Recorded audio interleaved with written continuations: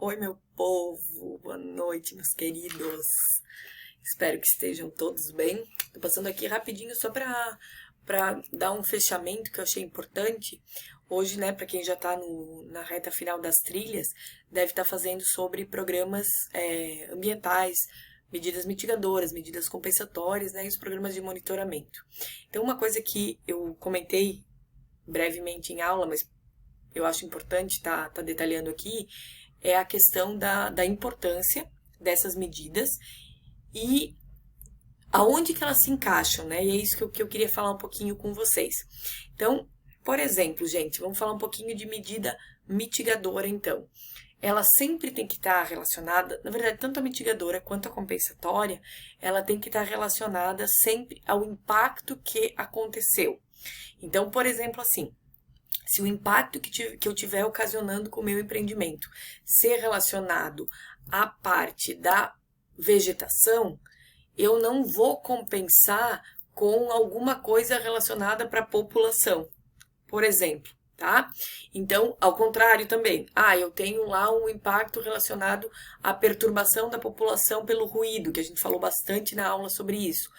Então eu vou recuperar através de um PRAD, Projeto de Recuperação de Área Degradada.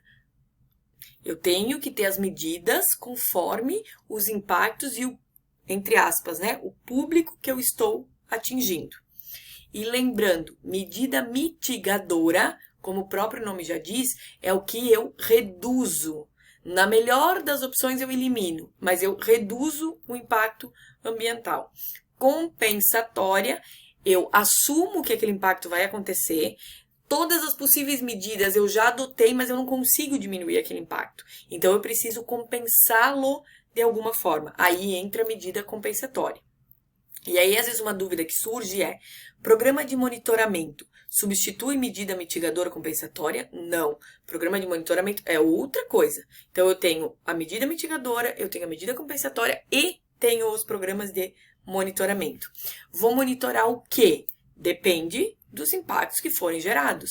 Eu posso ter que monitorar a estação de tratamento, o efluente, né, a estação de tratamento de efluente, o curso d'água que esse efluente vai ser lançado, o ruído que a minha empresa está gerando, os resíduos que aquela minha empresa está gerando, mas não existe um padrão.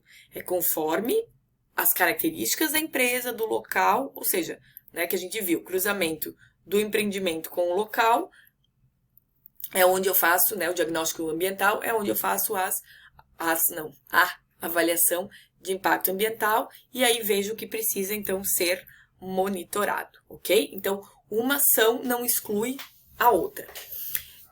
Outra questão que é bem importante para a gente fechar aqui.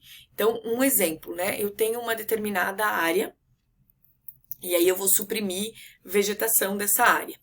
Só que aí eu opto por deixar 40% dessa vegetação para que eu não precise ter que suprimir. Então, antigamente, meu empreendimento poderia ocupar 80%, exemplo, tá? 80% da área, imaginem ela toda fechada com vegetação, e eu opto por reduzir. Não, então tá, eu não vou ocupar 80%, que eu poderia, eu vou ocupar 60%.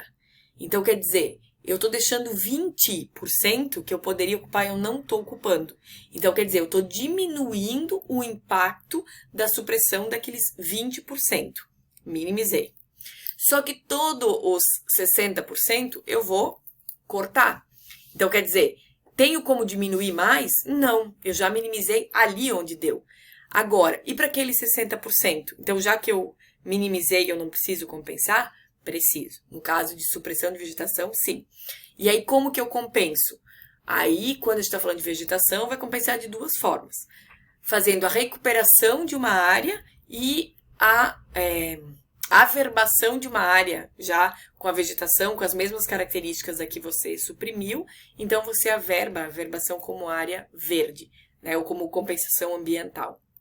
Então, só para dar um exemplo para vocês da diferença, né, de medidas mitigadoras e medidas, então, compensatórias.